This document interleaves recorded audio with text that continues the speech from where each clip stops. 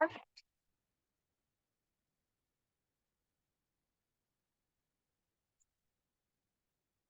I can share my screen. Oh, my.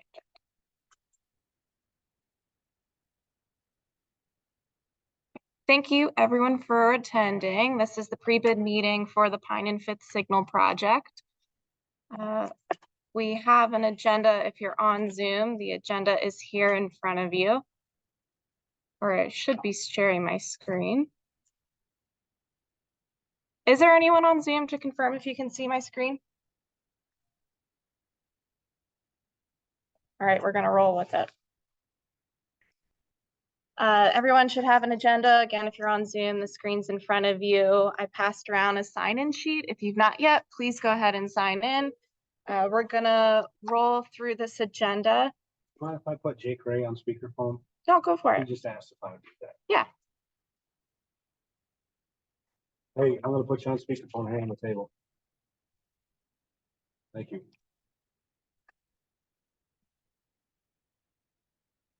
Okay, we'll run through this agenda. It'll start with introduction, scope of work, and then we'll kind of just work through the project manual from front to back. So quick introductions. My name's Holly Ellis. I'm a construction manager here at the city. This is Adam. He's our design engineer with Welch Comer. We have our contracts specialist, Cheryl Hughes, and Garrett with us. You'll notice that Garrett Fitzgerald is the only person whose contact information is on here. If you have any questions, he's your guy. His phone number's on here, but the best way to get any questions is via email. That email is right there. A note here that through this project, the owner is assuming all duties and responsibilities of the engineer and has all rights and authority to run the contract as the engineer. The design team, Welch Comer, will be engaged as necessary in accordance with supplementary conditions or 10.1. And I didn't say this before, if you do have any questions, we'll try to run through the agenda and hold them to the end. Scope of work, this project can be summarized to include relocation of a traffic signal from the 5th Avenue and Church Street intersection to the 5th Avenue and Pine Street intersection in Sandpoint, Idaho. The work generally includes demolition, asphalt pavement, sidewalk, curb gutter, fiber conduit, traffic controls, and relocation of the signal, illumination, signage, and other related items of work. Estimated costs between $200,000 and $800,000. Prevailing wage or Davis-Bacon does not apply. Buy America does not apply. The city of Sandpoint does not hold a plan holders list for the project.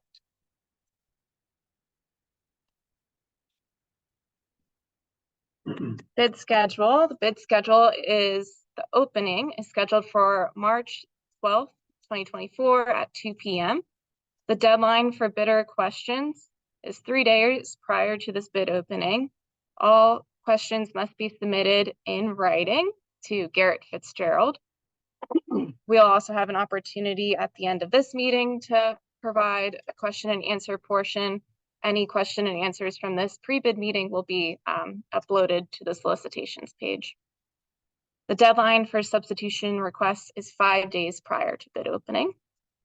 It's anticipated that City Council approval to award this contract would be March 20th of 2024, with anticipated notice to proceed March 29th, 2024. Full authorization to begin work on site is anticipated at September 3rd. Substantial completion November 1st, liquidated damages $500 a day thereafter. Final completion November 15th. Liquidated damages $250 a day thereafter. The bid requirements, these can be found in the instructions to bidder portion of your project plan manual. There is a bid form that is required with the bid. A bid bond in the amount of 5% is required with your bid. Also on that bid form, the State of Idaho Public Works Contractor License needs to be included on that form. There's also a form for naming of contractors as required by the state of Idaho.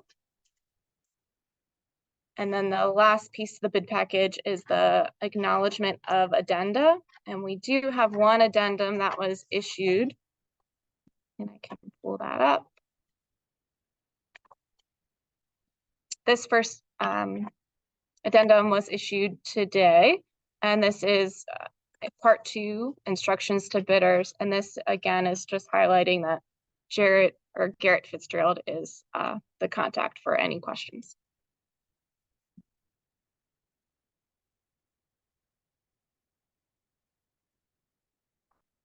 So just to highlight a couple things on our general conditions and supplementary conditions. The first is the contractor is responsible for all testing. And then jumping into our supplementary general conditions, the contractor generally is following ISPWC, the Idaho Standards for Public Works Construction, unless we're modified in the contract. The owner is going to be applying for, or has applied, Sandpoint has applied for an Idaho state encroachment permit. So we anticipate to have that prior to start of construction. But the contractor is responsible for obtaining a Sandpoint city business license. The contractor may perform work on site between the hours of 7 a.m. and 7 p.m. on Monday, Tuesday, Thursday, and Friday. On Wednesday, construction will be performed between the hours of 7 a.m. and 5 p.m. Add something really quick. Sure. On that business license, subcontractors are also required to hold a city of Sandpoint business license. So any subs that are going to be used also has to have that same requirement.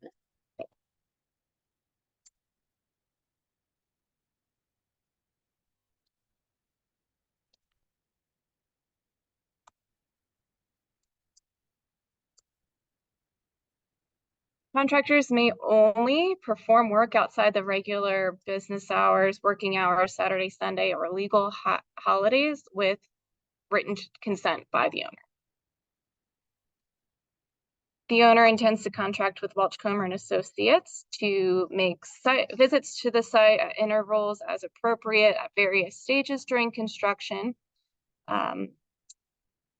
Their role will be strictly observatory. Welchcomer will not supervise, direct, control, or have authority or responsibility for contractors' means, methods, techniques, sequences, procedures of construction, or safety precautions.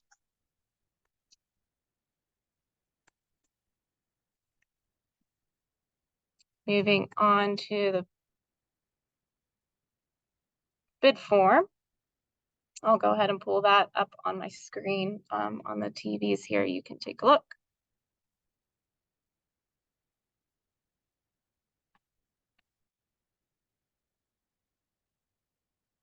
If I can share.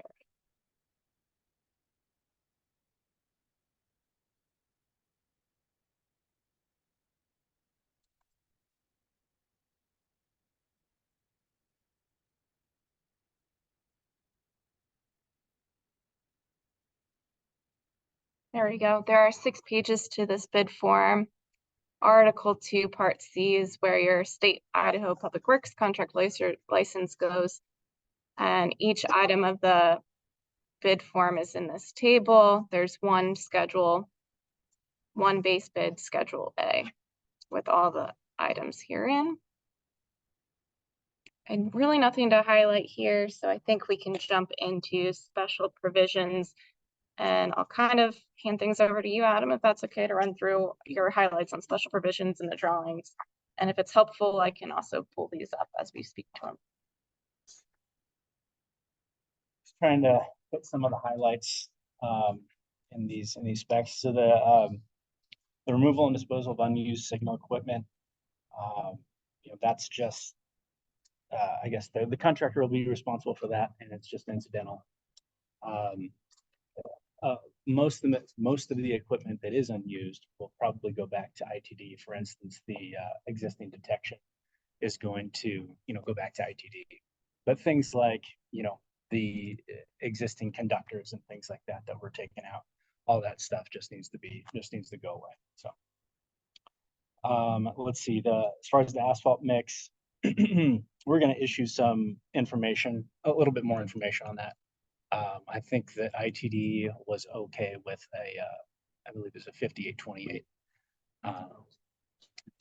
Yep, and SP3, yep.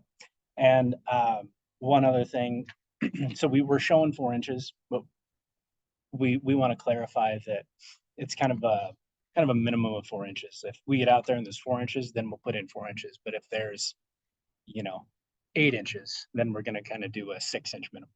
So does that make, yeah, does that make sense? Yeah.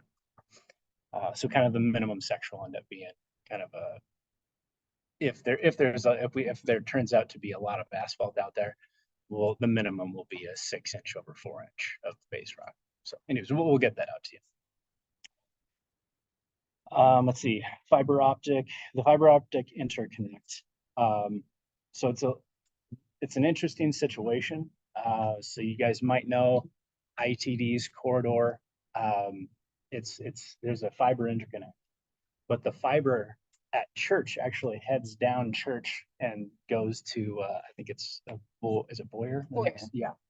So we had to find a way to tie in the new signal at Pine to that interconnect. And so the city has an existing fiber that runs along the west side of Fifth Street that we're going to be tying into. And so we'll be tying into that fiber, and the city will be doing the splices themselves. So we'll be tying into it at Pine and Fifth, and then we'll be tying into the existing fiber interconnect up at Church. We'll have to remove some sidewalk and tie into it up there as well. Does that kind of make sense? Conduit would be installed by by the contractor. Fiber would be pooled by this contractor. The splice itself will be performed by the city.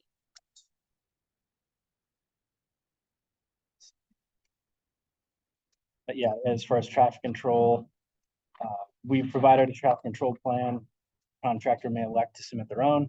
We are asking that the contractor submit their own pedestrian traffic control plan.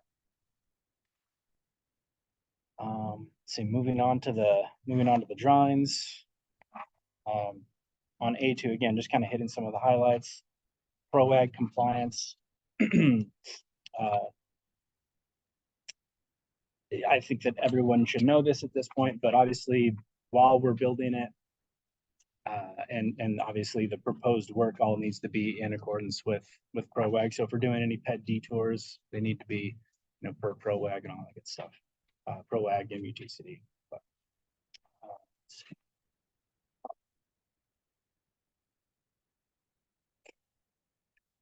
note 9, let's see. Note 9 on sheet A2. I believe it says that that's right, yeah. So the city will be responsible for obtaining the ITD encroachment permit, and they'll be providing that. I believe that's in I guess, is there a status update on that, or? City submitted an application for an encroachment permit. We're getting it. ITD is just in process. So we're a week beyond 30 days. It should be any day now that we have that, and we'll be adding that to the solicitation page as soon as we have it.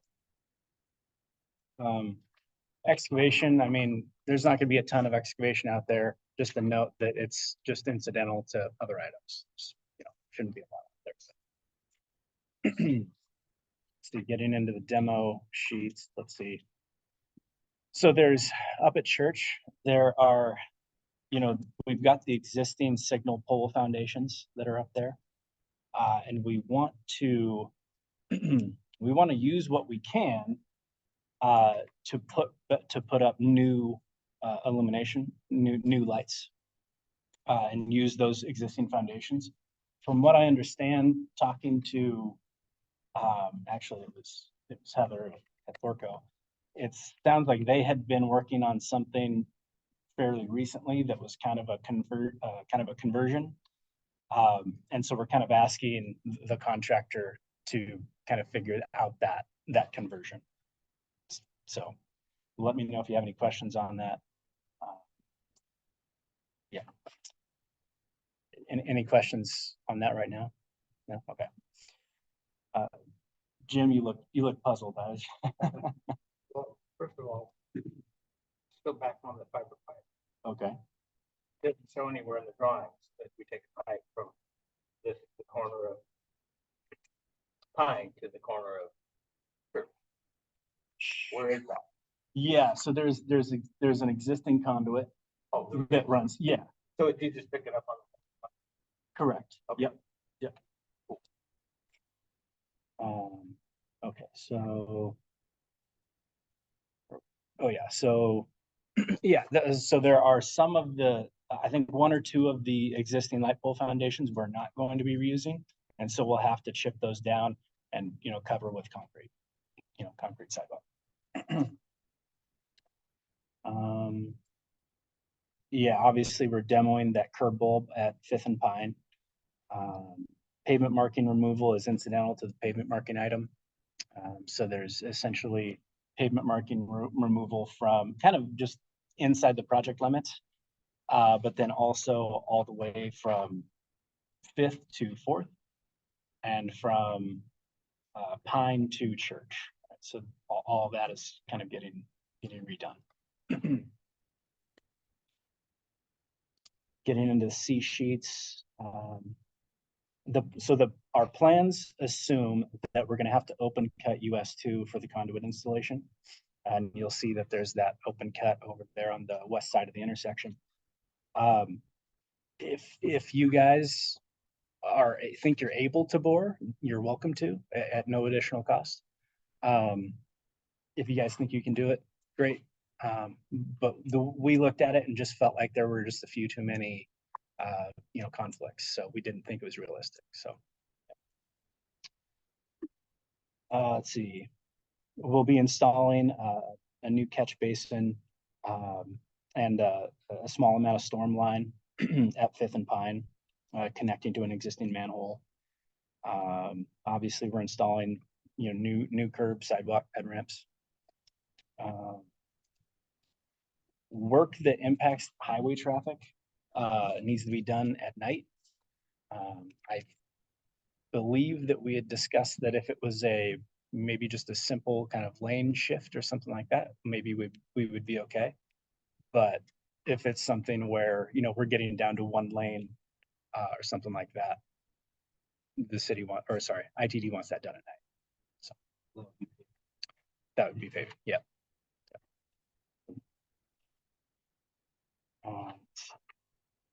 I guess, yeah, the paving, and then I think the trenching as well.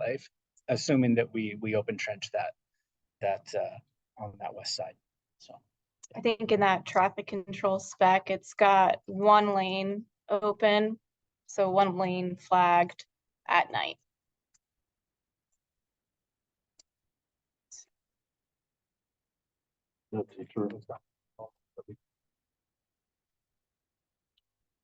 So that's your general contract, so general working hours. To do that night work, you would need city approval. And so you would go to the city and say, hey, this is the night that we want to do night work, and you get that by the city.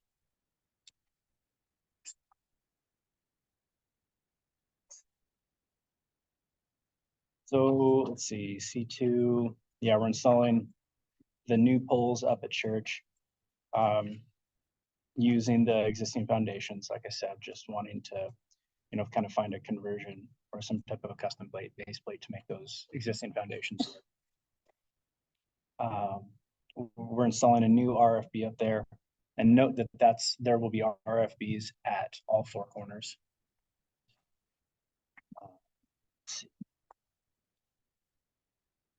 Yep, C2, you can see where we're completing that city fiber, and we're connecting from the city fiber over to the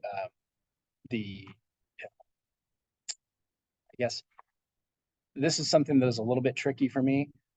I'm not totally sure if we're going from the city fiber all the way to one of the junction boxes, or if we can just go to where that existing cabinet foundation is.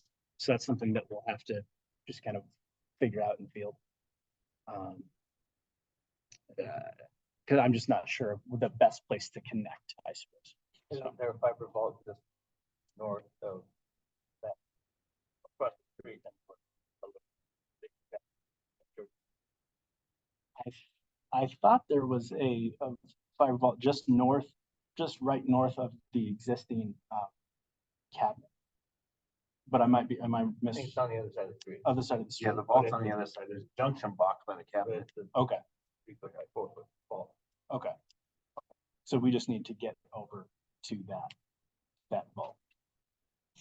Okay. And then the city would do the splicing. So. Seemed to make sense. Okay.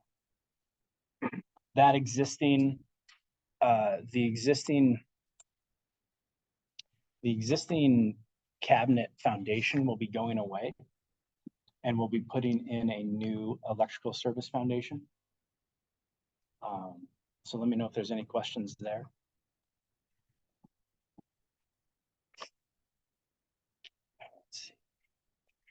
C3 through C9. Question, Jim? Well, you're interrupting your fiber routing and everything else foundation. Yes, yeah. And so do we need to clarify that there needs to be, we need to do something to maintain that connection? Well, no, it's a mess that you're gonna have to Yeah. go through. There should be a handle on the north side of the vault that takes place of that. Yeah, it is kind of messy. We had originally thought about trying to maintain that foundation so that it was less of an issue. But ultimately, it just, yeah, I just don't think it's practical to try to leave that foundation.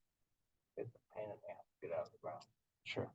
Yeah. Because there's a mile of pipe.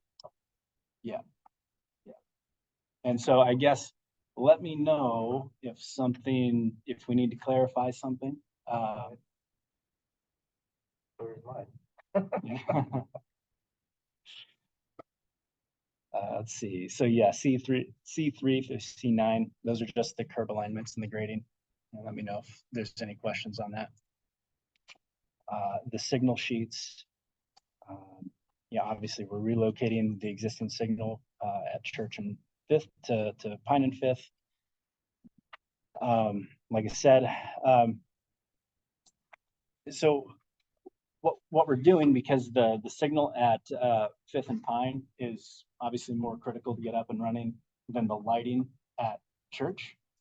We're going to go ahead and take the existing electrical service and move it down, use that at Pine and Fifth, and then install the new electrical service up at Church. So whenever it comes in, it doesn't sound like there's going to be huge delays with that service, just talking to Myers.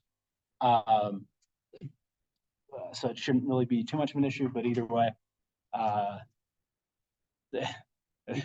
no idea. Like every service has a 6-month lead time right now. Okay, yeah, well, we called them and he said that they were, I think, was it 6 weeks out or something like that, but. Yeah. Okay. It's okay, we haven't stopped. Fair enough. So anyways, that's the game plan. Get the new service in and install that at Church. Let's see, again, mostly reusing existing equipment. Salvage the existing signal detection to ITD. I'm just realizing you guys probably need to know where to take it. Yeah.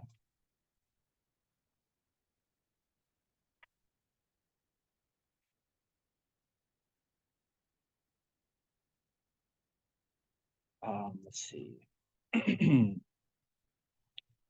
Yeah, so we're doing new foundations for the relocated poles. And yeah, obviously we're doing new junction boxes, new conductors, all that stuff. See pavement markings, new pavement markings between Euclid and Fourth and Pine and Church. Traffic control, the detour is going to be all the way up to Church.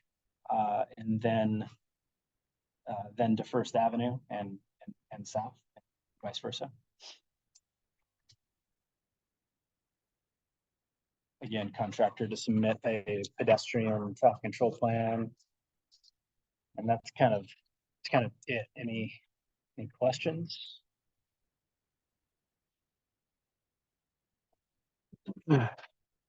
That's asphalt, in your specs here. That's saying for us to follow the 2024 specials. IPD specials, Yes. 405. Yeah. So can you just clarify that it's those and not what's in here because they conflict Let's see. inside your specials? To come with the plans in the packet.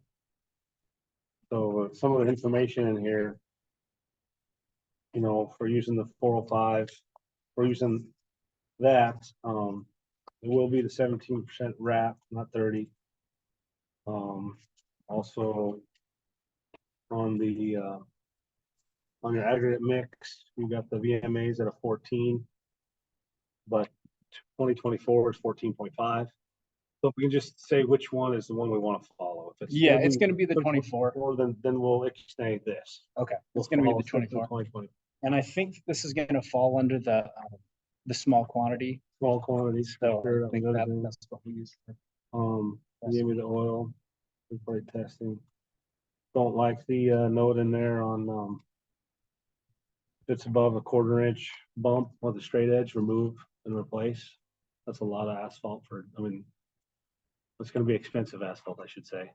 Yeah. If that's, I mean, you know, you could put a bump grind or do something in there if it's, but that there's a lot of risk in that. So, Yeah, this number 3 on yeah, 3 points. 3.4. Yeah.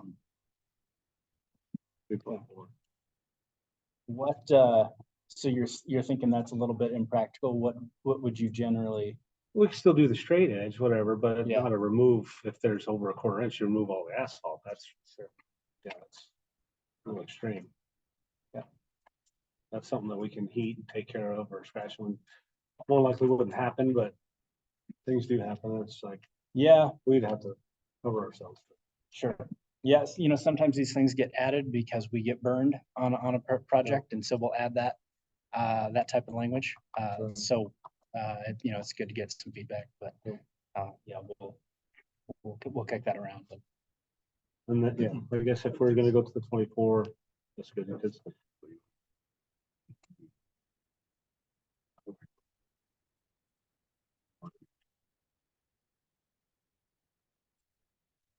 yeah, okay. yeah, I don't know specific. I'm sure that this was something that we added specifically because of something that happened. But yeah, like I said, it's good to get feedback.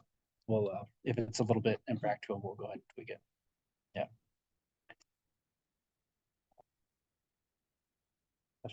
So since the water table's so very shallow, can we put dewatering water back in the storm drain? If you had to dewater, and Oh, it's 12 foot deep. that time of year, maybe, maybe not, you'd submit a dewatering plan to the city for approval, and that is something that historically we have approved. So, yes.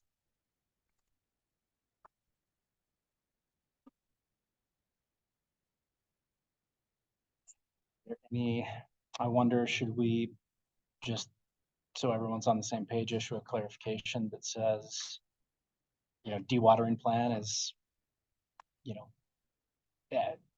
is incidental to the project, I suppose. Well, how else you gonna get a 12 foot deep foundation? Sure.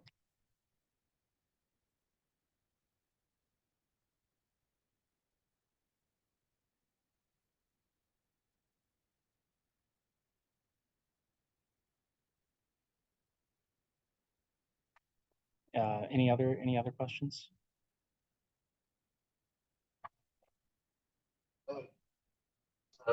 I haven't looked at the specs thoroughly yet. If I can pipe up all the speakers on here, Sure. is there a?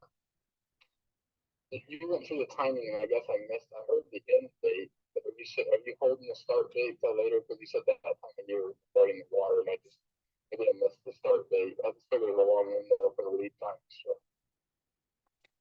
So there's the full start date is September 3rd.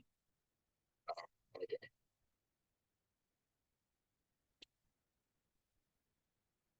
Then you get half the tourist, or the heaviest part of the tourist. Yeah, that's right. They're also in here, there's partial authorization to begin work August 19th. So meaning that if there's work that could be done without or really minimal traffic controls, the city could authorize a partial start as soon as August 19th. Full authorization would be September 3rd. Makes sense. I know. And yeah, they'll tell me you're right. It's possible. But I don't know if we make water. Makes sense. Thank you.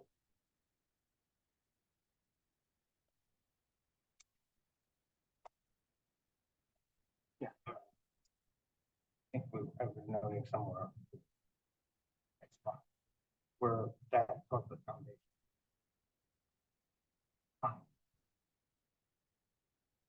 There's water and sewer line in that vicinity. I believe there is.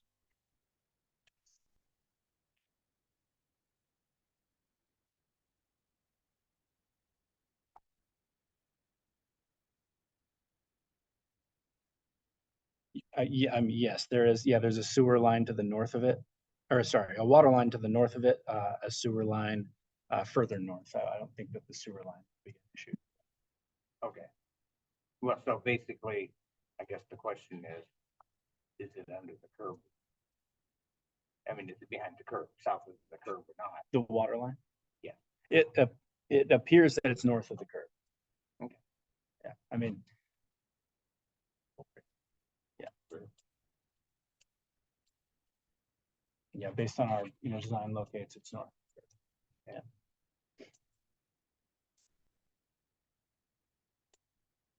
Anything else? Contractor responsible for compaction testing. Yeah. And then just verification from on-site inspector. I think so. It'll be, I think the city will be on site, and probably taking those reports, I imagine. Yeah. Survey.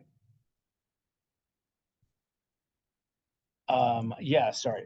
Yeah, so I think Welch Comer will provide, control, but construction surveying will be, the responsibility of the, yeah, it'll be the responsibility. And I believe there's an item for that in the bid schedule. So.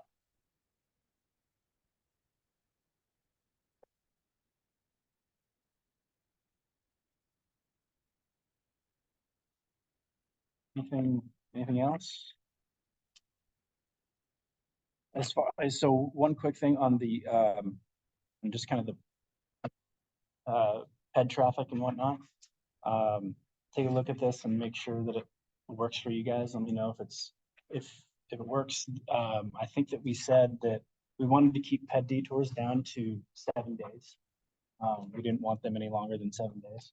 So, it might, require you to kind of, to phase, the way you're kind of building the project and building those ped ramps and whatnot. If you guys feel like that's just impossible, then let us know, but we're just trying to keep, the public able to move through there. When you lose power, right? Church, how are you gonna power them? RFP, if you don't have. Well, I mean, yeah, I mean, you don't need the RFPs for people to cross. Oh, okay. Yeah. You just need the right. That's exactly, Okay. yeah, just the ADA service. So. That's, I mean, I guess that's always an option. If you guys felt like the detour was gonna last longer than 7 days, you could always try to put in a temporary surface and a temporary ped ramp. That's just an option, so. Is that all directions or just one crossing of each street? So I would say, let me think about it here. I think at Fifth and Pine, there's just the one crossing. There are the two crossings at Pine, but then also there's the kind of the, I'm talking more about church where you've got two crossing street east and west. so I think if you can get them kind of around in a U, that's okay. Okay, well, that means Yeah. that you can use, just, you only have to have Yes. one crossing of each street. Yes, So they Yeah. don't- correct.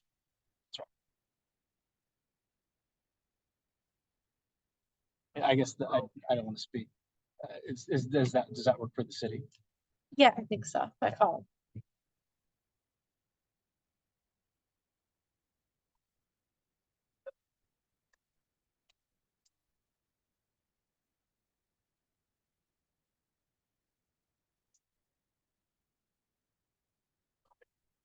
Okay, you're back on. That asphalt pad detail, what is that? What is that for on sheet? 18-9, I think it is here. I believe that's, yeah, I mean, that's the section that is being shown for all of the asphalt paving. And like I said, I don't know if you were on the phone yet, but we'll be issuing an addendum to kind of clarify that asphalt.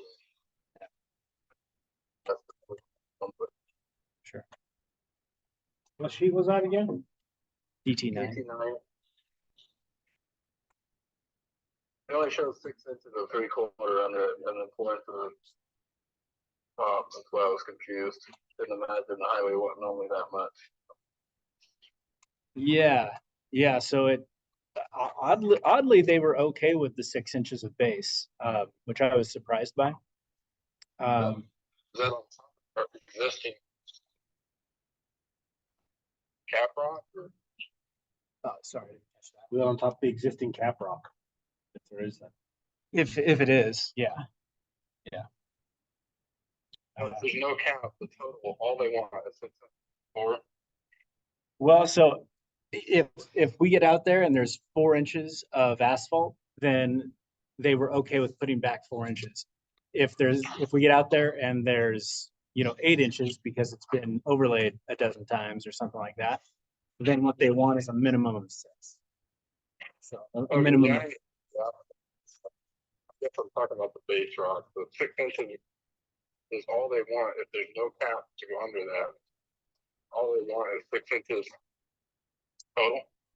That was what they said was okay when I talked to them the other day. Yeah. Incomprehensible. I was surprised as well. But that was what they said. And that was Josh Nissen. Pretty heavy truck traveled route. I wonder if you should follow up on that. I'll do that. But yeah, I mean, I just talked to him just last week, so yeah. I was surprised when we worked down in Moscow last year. They wanted us to do 6/24. So I mean, that was what I anticipated. For up here is 18 at least. Yeah. So I'll double check just because. So Right, Dolly? Is that right? 18 inches? If we're doing a new street, yeah. Or, like reconstructing a street, yes. But Heck, that whole Moses coming out, getting removed. You want to put something under there. Otherwise, they'll have us back in there in a couple of years. Oh, For sure. great for us. So, well, it'd behoove you to. we'll build it follow up. underneath. Yeah. Any other questions? Yeah. Looking through the drawings, it seems like it's removed. It's in details for what signal foundations you want. Okay. Because really, none of these sheets address What? foundation type. except for you go back to the standard drawing, which is a little reaching. Yeah, no, that's certainly not the intent. My thought is that it should be on this sheet here. See, But no, yeah, Jim, you're right. Yeah, I mean, it should be on SGL too. So I'll go ahead and get that.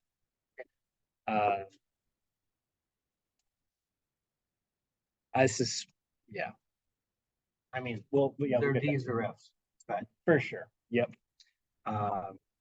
Yeah, we'll clarify. Yeah, stop that.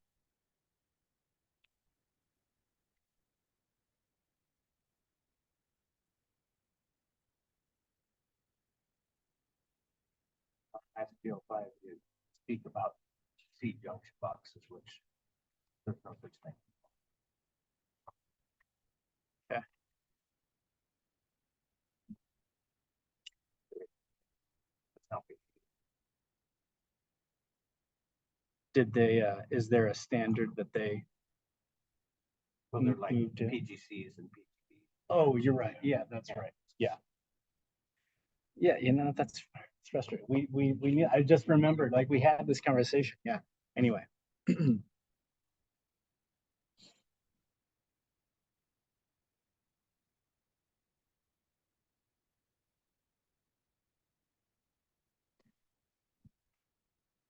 else? Okay, well, thanks everyone for attending. If you do have any other questions, again, Garrett Fitzgerald, his contact information is on the top of your agenda. And thanks for being here.